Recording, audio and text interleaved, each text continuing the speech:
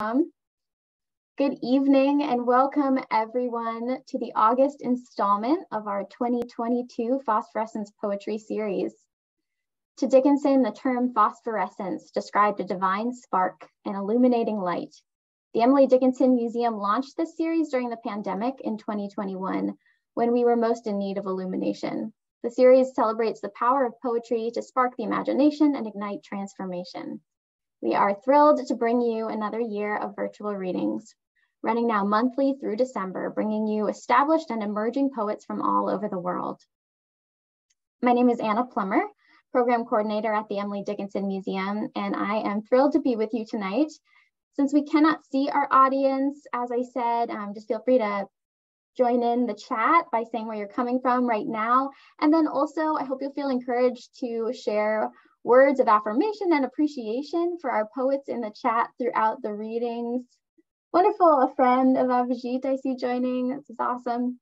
You can start right now by telling us, where you're coming from. So please note that we will also be enabling Zoom's auto transcription, which generates closed captioning to the best of the computer's ability. You will likely see some errors in the transcription along the way, and you may choose to turn this feature on or off. To do that, just go to the live transcript button at the bottom of your toolbar. Tonight's program will last 1 hour. We'll start with the readings and end with some conversation.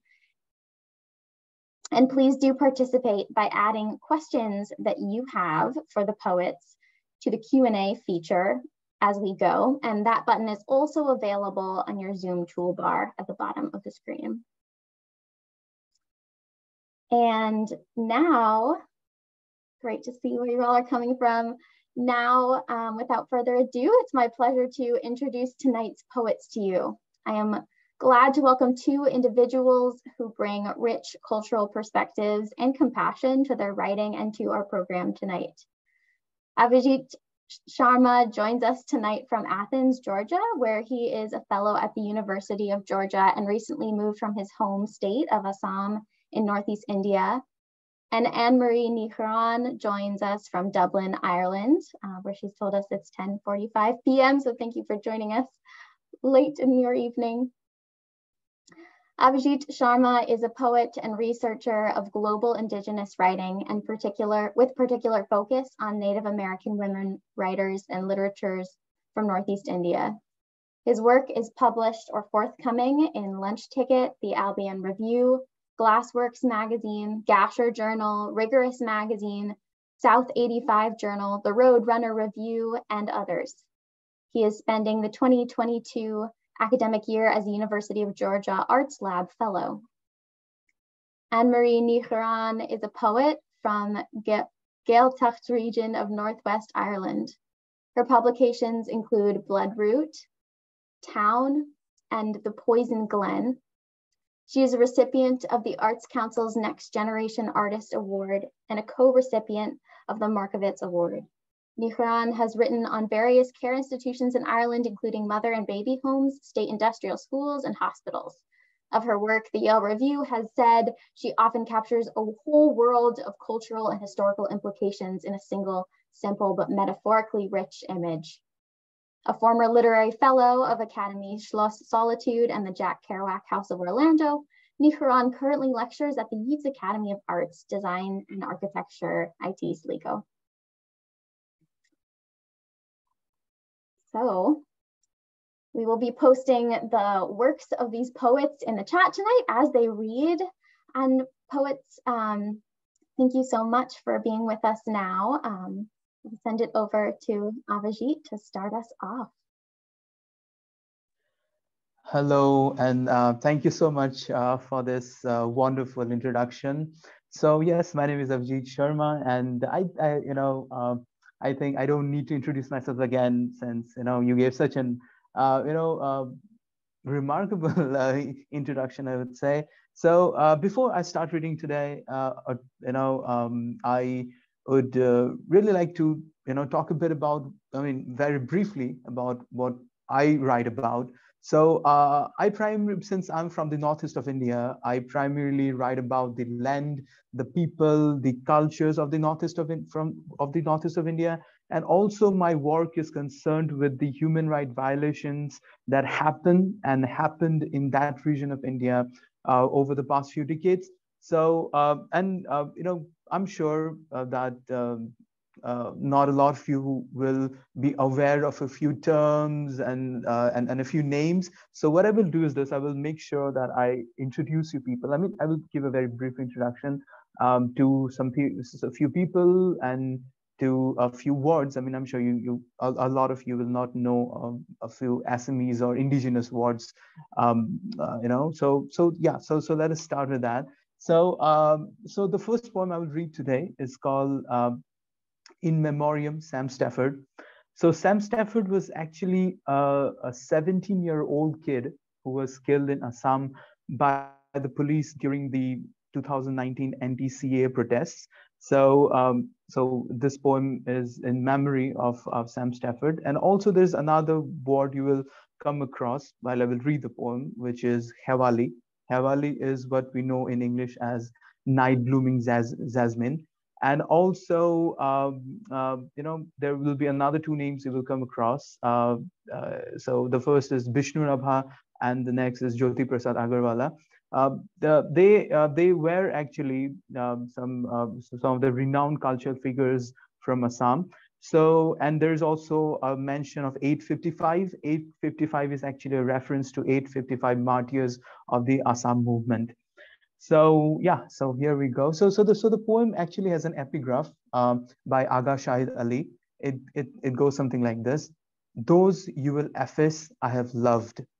So that's an epigraph by Aga Shahid Ali. So here we go. In Memoriam, Sam Stafford. The minute the bullet pierced his face, the sky, so moon-flooded, collapsed into a rhapsody, and the city swelled with lilac wildflowers. It was a winter of untamable fire and bitter nostalgia, brother. In our turn, we funneled into history like canvassed nights through slimy skylines, or dreams of Hewali flowers on porcelain August afternoons. Look, we torched all that was left of the untended dragnets. We jeered at the dead river, rotten pineapple black. We scrubbed clean the time-worn mildewed dirges. We raised heaven until its flotsams became plagues. Yet the minute the bullet pierced his face, time's desultory thrusts hurried towards its cobalt shadows and watched his frothy mouth snap into a pallet of meat and his body into a russet-haired mannequin, icy, stiff, and frayed, overwound by fervid songs of Vishnu Rabha and Jyoti Prasad to the bleeding pleats of the night. When the tanned soil got soaked with unfathomable grief and his sharp shriek scooted through the wet warrens of amnesia, a sweltering avalanche of convulging dreams crashed by a lot of clean history and landed on 855 buried headstones, a fiery bunch. But Sam walked away with slow gait through a Saladin street, while those of us who stayed wintered in Ooh. This poem is actually dedicated to Sam's mother, Mamoni Stafford. So the next poem that I will read is called On Asking My Mother About Winter 1990.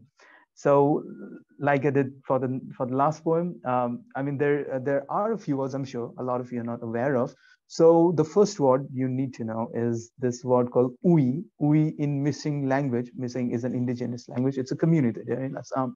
So in Missing language, Ui means ghosts, and Bordoisila, another word that will come across while we will read the poem, is called Bordoisila. Bordoisila is a severe cyclonic storm that marks the incoming monsoon season in Assam. So now that you know, so let me just read the poem. So now some of you might be wondering, like, what exactly happened in winter 1990, right? So yeah, so that is why, you know, in the very beginning of the poem, if you Google and read it online, you will see this, that there is a two-line introduction, or it is more like a context to the poem. So I'll read it for you before I read the poem, okay? So it's something like this. On 27th November 1990, President's rule was imposed in the state of Assam, and counterinsurgency Operation Bajrang was launched against separatist groups. Thousands of young men were arrested, thousands were killed. So yeah, so here it goes. I will read the poem called On Asking My Mother About Winter 1990.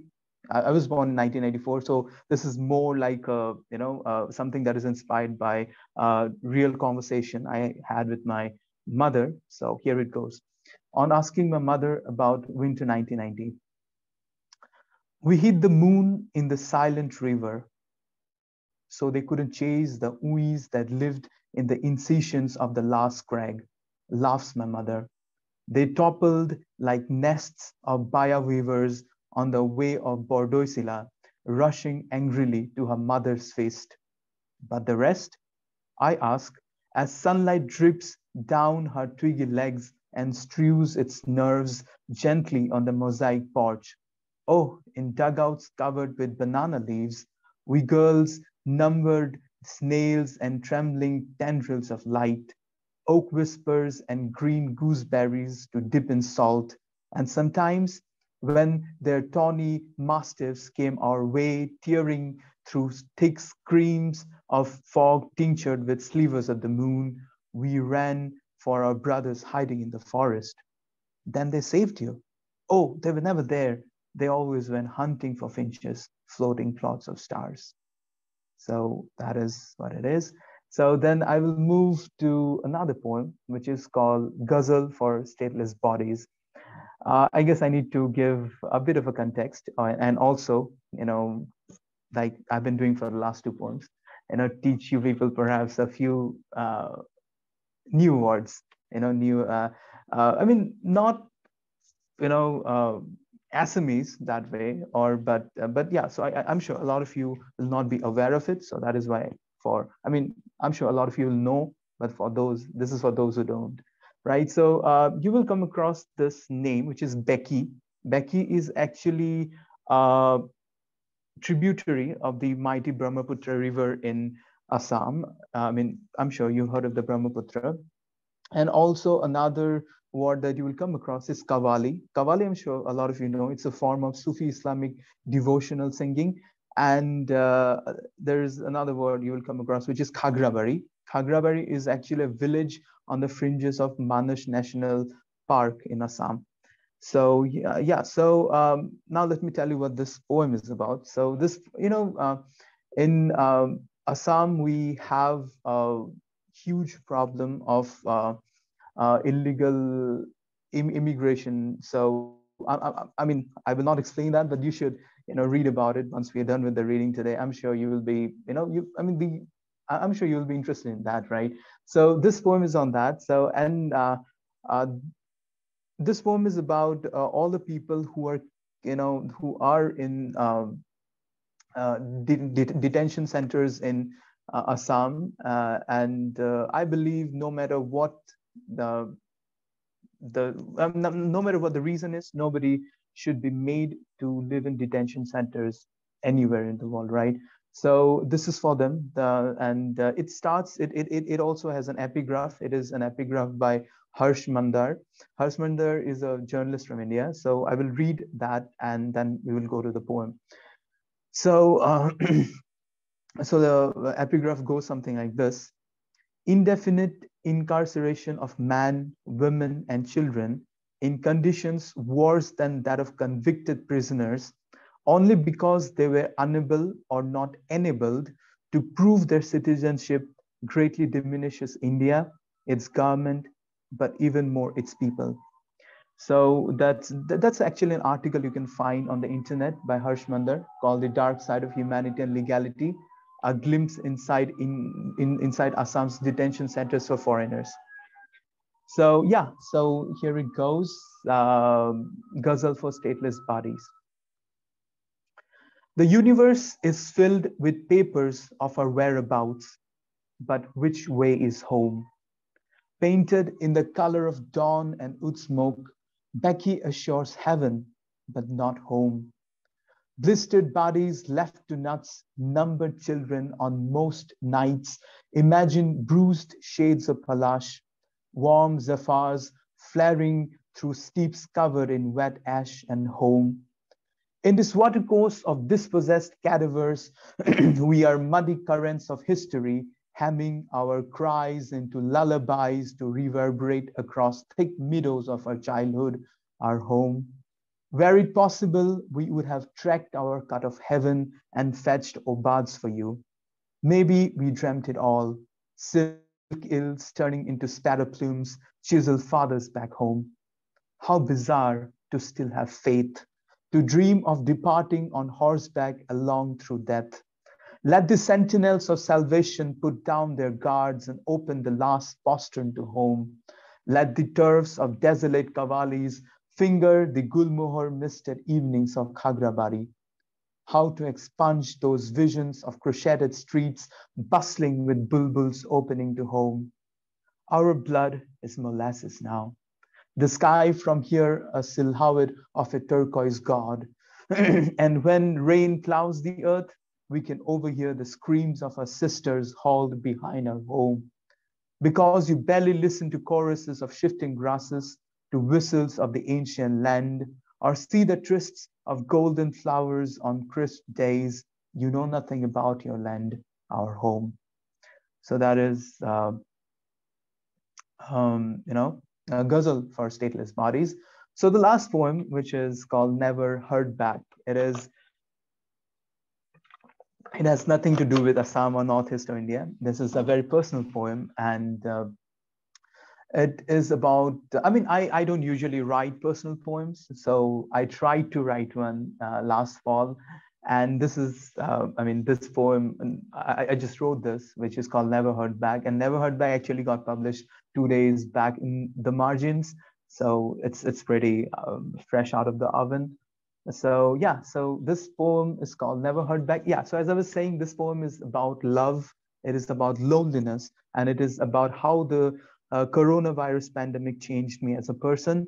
So it is just that. I'm sure a lot of you will relate to it, and I don't have to explain anything about this.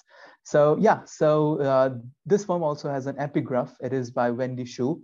It goes something like this, that why do I turn my head so piously to the sky? So here it goes, never heard back. Tomorrow, they won't know an emptying body from a ceremonial sunset. And we, who are left on crinoline Sunday mornings, will write down recipes from our mother's oil-marked magazines for luncheons our lovers never show up for. We'll enjoy the greasy taste of a city left to oniric requiems. We'll count ice pecks left on the bed in the dark. Some afternoons I count shadows of tiny birds on my father's knees, and on others I count people in the supermarket just to remind myself the wall is a lot lonelier now, but not just to me. No one buys cheap stoneware dishes for their old mothers. They stand quietly at the counter and intone spindly summer thoughts for their kids. And the kids, othered from the loss, groove to the mock static of indifference. The supermarket is always loud, but not sad enough to drown the convolutions of our loneliness. So we hold on to our stories till our grief crests and tides like morning sunlight on river walks. Is it enough to say we can no longer look into each other's eyes without crying, without believing we are buffeting apart the graced hearts of our enemies? How will one explain this nightmare to their lovers for comfort? Perhaps every percussive song ladling out of this ungodly ossuary clams an answer. Truth, the maps of absence are full of wilting shadows and the hearts nailed with human guilt. Now we can see why our mothers prayed but didn't have the courage to love. The world always finds its ways to pencil despair over our flesh. I'm not even exaggerating when I say in this empty house, I can hear you whine about grapefruit strains on your winter coat. For you, I sing the same songs and read the same orbit. The back door opens to a plain blue evening, but please don't leave. Yeah, so that's all. Thank you. It was really an honor to read today, and I hope all of you enjoyed it. And I'm really looking forward to the discussion. Thank you.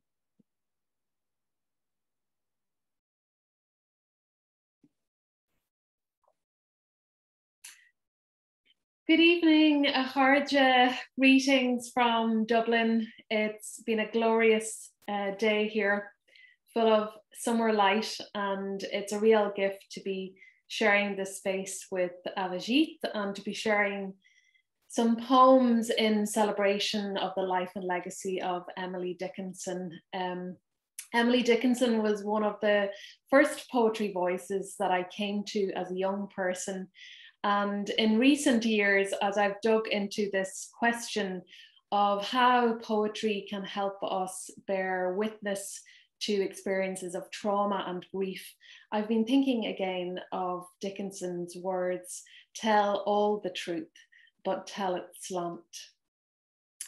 So I'm going to read from two collections, from Bloodroot, published by Dura Press, and from The Poison Glen, published by the Gallery Press.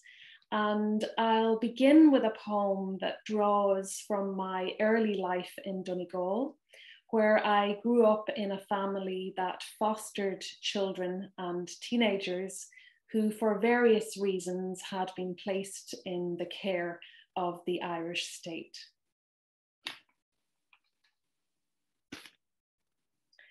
Sisters. Let it be said, I cut a nick in my own skin, and by a spit became blooded to them all.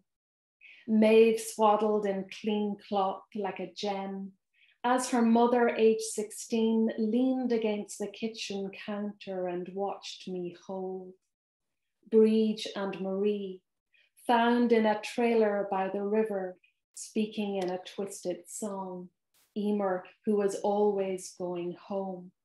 Neve, who I was wild for and who was wild for me, but who held me under in the pool until both of us were dragged out of the water sobbing. Dara, who pulled her shirt up to reveal a string of roses on her ribs. Here are the gifts of my father, she said. Grace, who could fix any error with a piece of purple gum. Sarah, pure as water, bold as fire. I can still see her tear across the hill on that guy's motorbike, high-headed and ready for battle. Tailed women, denim stealers, alley girls in white musk with 9 lives. These were my sisters. We argued over top bunks, we bled on sheets. We were 4 in a room the winter the house was falling down. We wrote letters to the man on the radio. We scanned the news for names of the dead. We curled letters inside bottles and threw them out to sea. We snapped wishbones, swore on graves, buried our treasure. We swung the gold of our mothers over our palms 3 times and asked the air, will I be loved? Yes or no? Yes or no? Yes or no? So I was raised on a Donegal bogland named Crooknaniu, which in Gaelic means the hill of the saints, but which always seemed to me to carry the scent of something much older than Christian narrative. This poem is titled Bog Medicine. Drink these star-leafed nettles and keep in your purse a fern. To become invisible, say your harm to the hill. This hill is pagan, this hill is hill. It will answer in bog tongue and occasional fire, burning back the earth along the heather stream, despite bald heels of rock, despite the kissy mink, despite a saintly air, until the stream runs dark with what needs to blacken out of you. In a way, the sense of the landscape as haunted has always been with me, and it has stayed with me throughout as I try to understand the complex history in Ireland of separating families and of displacing young women, particularly unmarried mothers, through church and state-run institutions. This poem is titled "The Daughter Who Went Missing."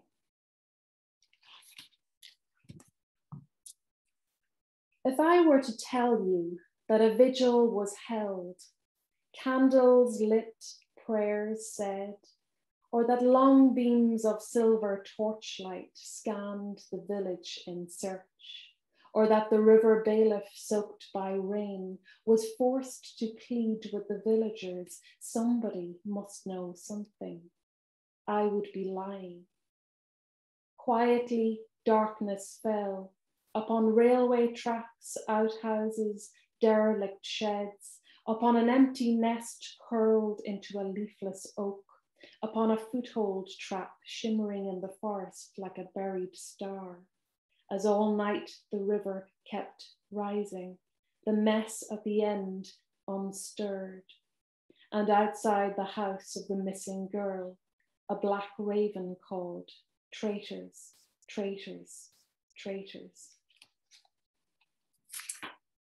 I'm especially interested in the subject of Irish care institutions, and this next poem was written at a place once known as the Castle Pollard Mother and Baby Home, where in the 1950s, my own grandmother gave birth and was forced to relinquish a child to adoption.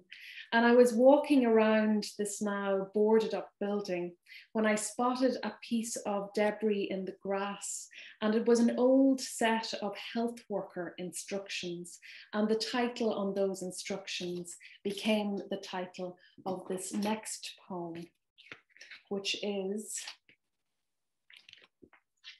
6 Ways to Wash Your Hands for the Mother and Baby Homes Commission of Investigation. 1.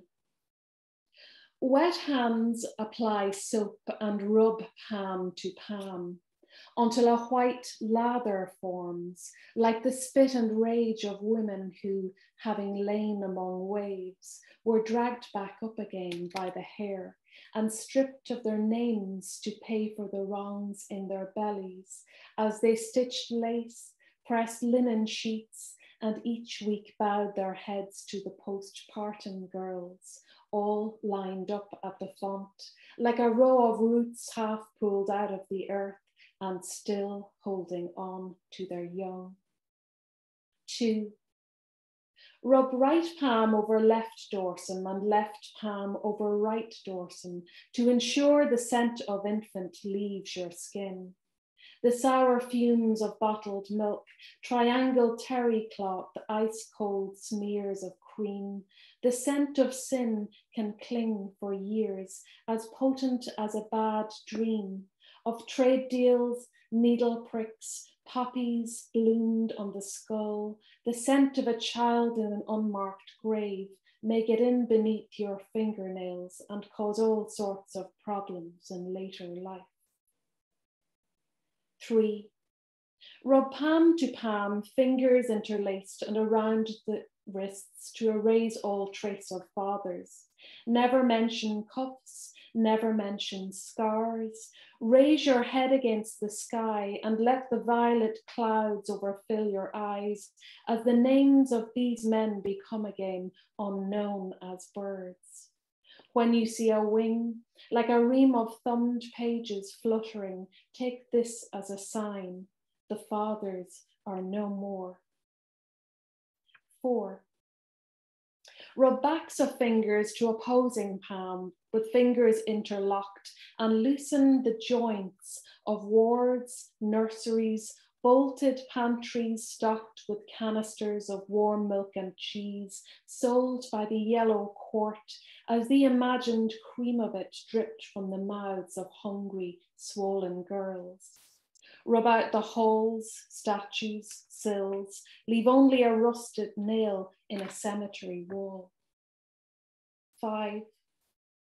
Rotational rubbing of right thumb clasped in left palm and vice versa to disimprint the memory of files. Wash clean the data until days, months, years signed by clammy hands run like slipstreams into a great shaking lake. This means that even should your lips part to release a holy word, all that will spill out is a wet pulp no one understands. 6. Rotational rubbing backwards and forwards with clasped fingers of right hand in left palm and vice versa to wear thin the heart lines. Be a sister and repeat the law like a hymn into the sink. Do not commemorate, do not remunerate, do not let the wounded woman or her child speak in a bare tongue. Wash in this way and rid your hands of mother, baby, home.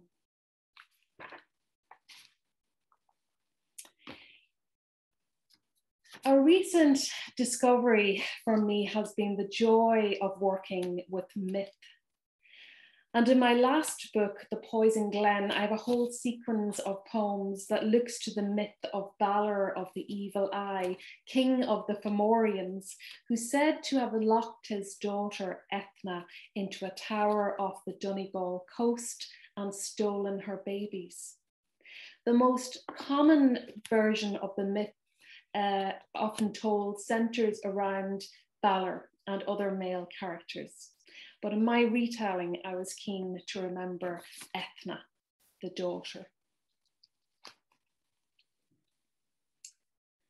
A villager speaks of Ethna. How many men did it take to drag the girl up into the island tower? Did she spit or kick? Did she try to bite through woolen binds, lifting clumps of skin hair blood beneath a fingernail? Did she struggle? Or was she simply led like a calf by hazel switch into a den? An island daughter bears the rage of pirates in her bones. An island daughter can empty tombs with a curse. Here in the afternoon of all that followed, infants, marriage, loss, a badger lies wide open in the poison glen, red felistram spilling out. It is written here among the heather rocks and electric eyes. She was not her father's animal. She was not her husband's prize.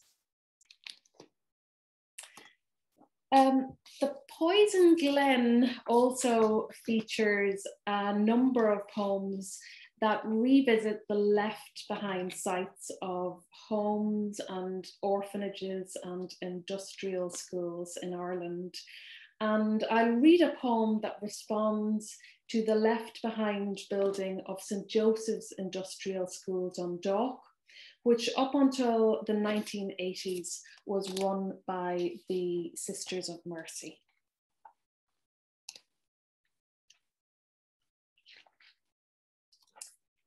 Sow Thistle. Here in the aftermath of the orphanage, I watched the local schoolgirls gathering along the street's chipped black railings, and 2 by 2 link slender arms to troop uptown against the sun, all high heads and clear temples, all grit and burning, all clean hair flashing ponies. Who knows the earth more than a girl? Who knows the auguries of stone? We were often told, you are the lowest of the low. We cupped our hands to the grass to see how low. What cannot be written is rising up through the cracks. I kneel to a sow thistle, leaf-starred and gold between my fingers, the stalk throbbing light. I encounter its living testimony as closely as I would encounter the expert findings of any state report. Thank you all for listening.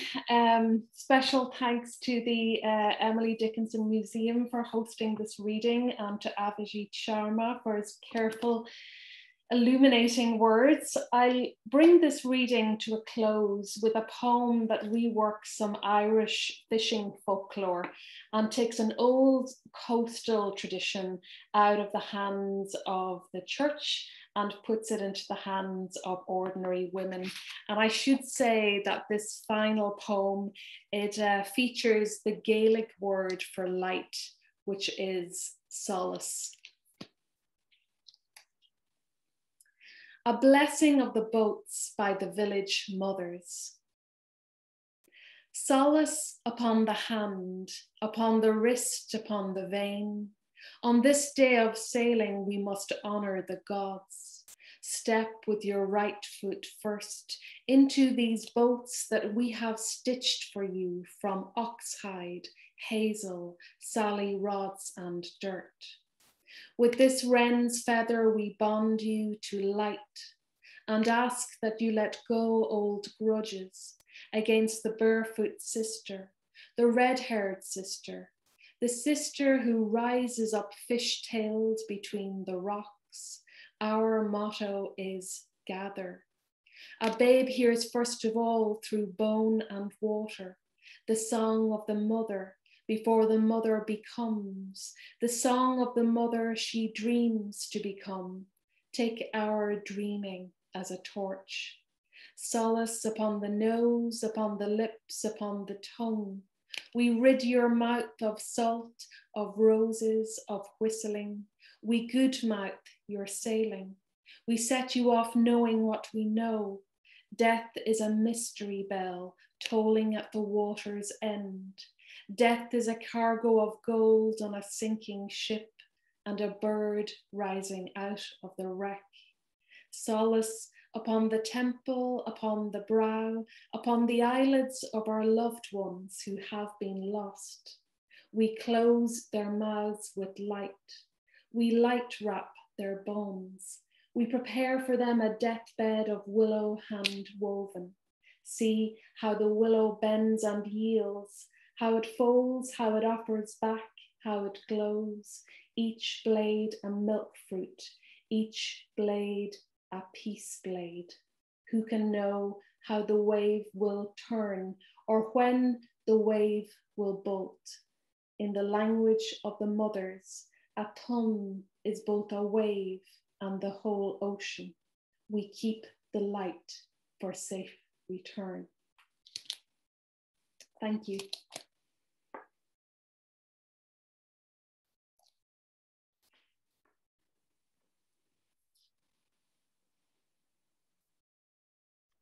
Oh, wow. Thank you so much, Annemarie and Abhijit. Really, really beautiful and striking and informative, I think. Yeah, so feel free, everyone tuning in, to keep entering your questions. You can use the Q&A feature so your question doesn't get lost. Just making sure there's nothing here already in the chat. But I'm happy to start off with some questions of my own. Annemarie and Abhijit, you both discuss, I was noticing, the effacing and erasing of things that are dear and natural and loved and of human life. And I'm thinking, Abhijit, of your epigraph, those you will efface, I have loved. And in 6 Ways to Wash Your Hands, Annemarie, a sort of instructional guide to erasing what is clearly loved and good. And these effacings and erasings come from elsewhere, not necessarily the perspective of the writer, from political structures and policies that you both know and have studied and experienced in your lives. So So both of you write really boldly and beautifully from your knowledge of political violence and cultural conflict. And I just wondered, what is your experience with risk as a poet in writing and in publishing? Or feel free also to just riff off of that thought.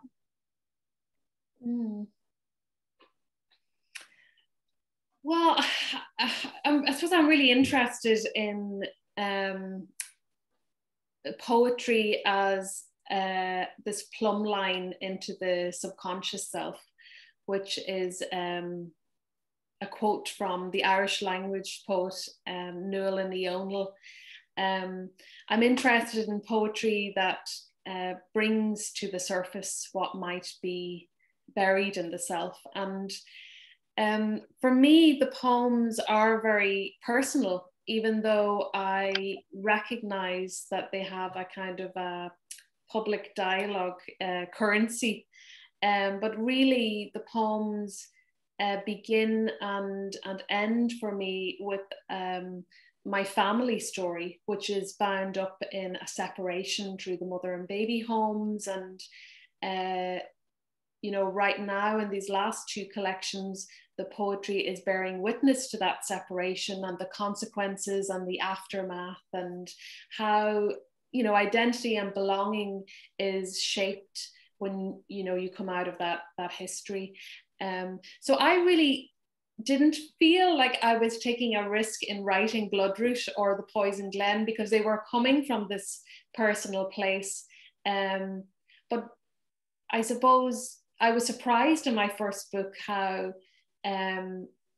readers took to the poems and found them relevant and found them timely. And that was kind of a very pleasant surprise for me. So I know, Abhijit, you come from like the other side of that, and I'm fascinated to hear about that as well. How do you start from the other side? I mean, this is, I mean, there's this one thing I always tell people, like, you know, when I was growing up, I mean, I think I've told a lot of people about this, that my grandmother was a master storyteller. And, you know, when we were kids growing up in the 1990s, late 1990s, obviously, we were kids in the 1990s. So my grandmother would tell me and my siblings this one story where a kid, or I mean, not a kid, she would use the word manhu, which is like, it can be, it can be a man and a woman who just walked into the night and never returned and became a star. And that story kind of, you know, intrigued me, because as a kid, I always wondered, you know, that what does that story mean? I mean, what is the moral of the story? I mean, we are always used to finding that moral of the story. It took me years to understand the moral of that story that she told us, because that, you know, while we were growing up in Assam, the counterinsurgency drives were on full swing. And a lot of people, I mean, in one of my poems, I already said, right, that how thousands of people were getting killed and thousands were getting arrested. And she was making sure that, you know, we don't get lost or we don't get killed in the night, right? Because a lot of, you know, there are a lot of stories. I mean, there are a lot of novels written by writers from the northeast of India. So if you read, you will know that how bad the situation was. You know, the army would just walk into your homes in the middle of the night and you have to rush and all. So for me, and even when I was growing up, I mean, there's this poem, right, I read on Sam Stafford in 2019. I was in fact there when the CA protest was going on in India. And yeah, so for me, I believe risk is always there when I'm writing. And the kind of writing I do, where I try my best to make sure that the way the state tries to impose the narrative that, you know, the Assamese people or the Northeast people from the Northeast of India, they don't understand the problem. But what I understood is this, that our point of view or our understanding of the problem is never given any importance, right? Or it is never taken into consideration. So for me, I would say I begin writing just so that I can, make sure that our perspective or our view, is put in front of the world. And also, I believe, there's always this risk. There's always this risk, and I mean, even when I write about Sam, even when I write about everything that happened in the 1990s and even before that in Assam, there's this risk, and I think I will, for the rest of my life, I will have to learn to navigate through that.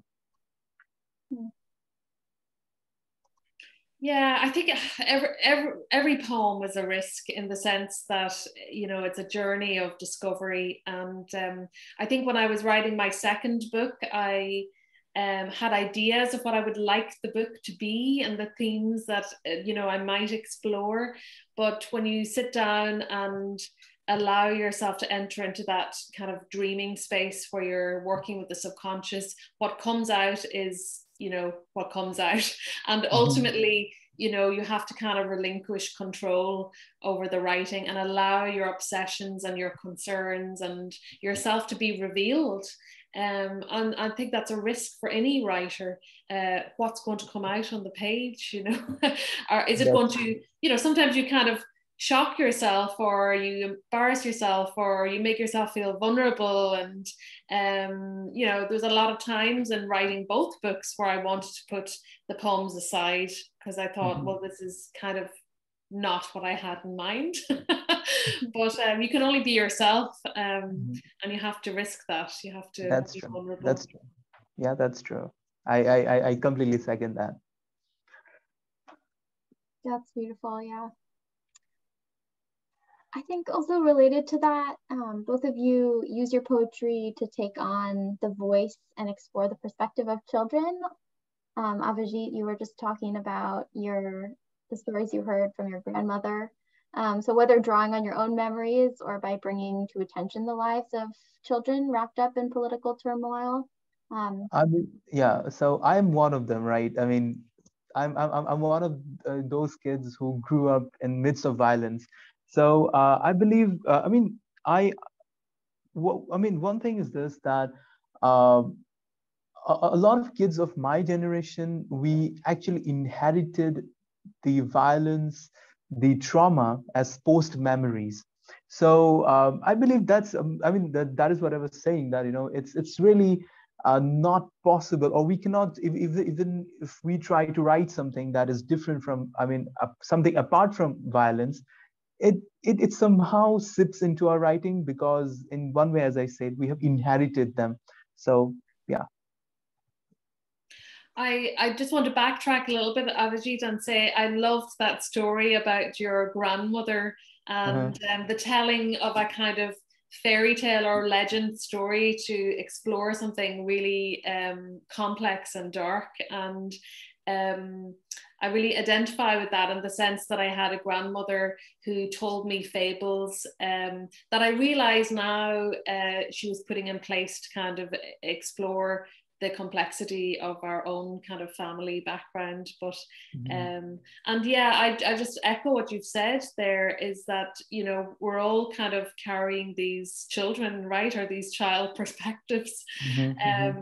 And to some degree, I feel like I'm that 11-year-old child whose parents are fostering children, whose family is looking for this missing grandmother, who's growing up in Ireland at a time when it was a very difficult place for women. Like, still that child trying to figure out and navigate all of that stuff. And that's, I suppose, the first child that one is writing for is yourself, right? That's true. And also, I say this quite often, but one of the motivations behind writing this poem called In Memoriam Sam Stafford is that, this is very interesting. I didn't write the poem right away after his death in 2019. So that poem was written nearly a year later, when actually, obviously when Sam died in 2019, it was a big thing. And obviously we were sad about the fact that a 17-year-old kid died. But what really broke my heart was when a year later I saw this news, this news, a video, primarily a news piece, where Sam's father was telling the journalist that Sam's mother has gone into this phase of denial, where she thinks Sam has, gone somewhere and he will return at the end of the day, which, then what kind of struck me is this, that this is just one 17-year-old kid, but imagine 855, right? I've talked, and 855 is only official number in Assam. During the Assam movement, a lot, people say that it's the number are in thousands and thousands. Okay, so what those mothers might have gone through, right? I mean, so I believe, this, as I said, that it's never possible to keep those things out of my writing, for me at least, even though I'm trying my best. I mean, I wrote this poem, right? Never heard back, but in one way or the other, I believe I will always have to deal with that. Mm-hmm. I'm also personally really interested to hear more about your native tongue and how your mother tongue has shaped what you write about in English. It's something that I've been thinking about a lot because I grew up speaking Gaelic, and in that language there's a real strong sensitivity for myths and folklore and superstitions and cures, and I think there's a lot of richness there in terms of learning to bear witness or cope or deal with the world as it is today. And I mentioned in the reading that I really loved working with myth in the Poison Glen because it gives this space to explore the relationship between the good guys and the bad guys, or the perpetrators and the victims, and a space for shifting moralities and complexity. And I think that myth can allow for this complexity that history doesn't always allow for, and so it's been very useful for me to turn to my Gaelic and turn to my mother tongue and to use that well source, and to bring some of that into my English. So I don't know if that's been if you've had any kind of similar experiences or not. Yeah, I mean, obviously, English is not my first language, right? And I mean, the first poem or poem song, you can call it, is something between that, is Assamese poem, which is called Gose Gose, so which is, I mean, I guess, I believe those poems, obviously, or those songs, and the myths and the folk tales and the folklores that I grew up listening, obviously they are a major part of my writing, and also who I am as a person, I would say. And also, I believe, and also coming from a region that has so many tribes and communities, that has thousands of language. I'm not talking about India, I'm just talking about northeast of India. So I believe I'm influenced by a lot of indigenous stories. I'm influenced by a lot of indigenous folklores, folk tales. So that this is something I mean, the other day also I was thinking that there's so much I wish I could understand about why I write the way I write, right? Because there's always, I believe that Assamese songs, I mean, in most of my poems, I mean, there's always a reference to a song, to somebody from Assam, or another, or reference to some mythical creatures that I heard about as a kid. So I believe that I mean, I personally, I believe I cannot do without them, because they are very integral to what I write. So yeah. That's actually a great segue into an audience member was wondering, Annemarie, if you have written anything in the Gaelic language. It's been a journey for me. English is not my first language either. However, a lot of my schooling was in English, and a lot of my reading was in English. But I find now at this stage of my writing that I am turning back. I have more of a hunger for my mother tongue, to speak it, to read it, and to let it seep into my poems. And so this new collection has a few words of Irish, and I've also started translating some of my own poems into Gaelic as well. So it's interesting. Yeah, watch this space.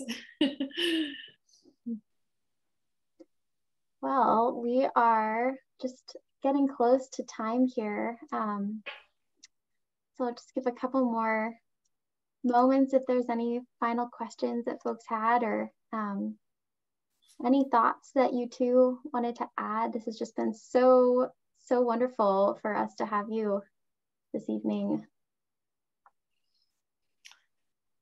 It's been lovely to read with you, Abhijit, and I found your poems very I find them very lyrical, and I can almost hear this the ghost of another language coming through in the English.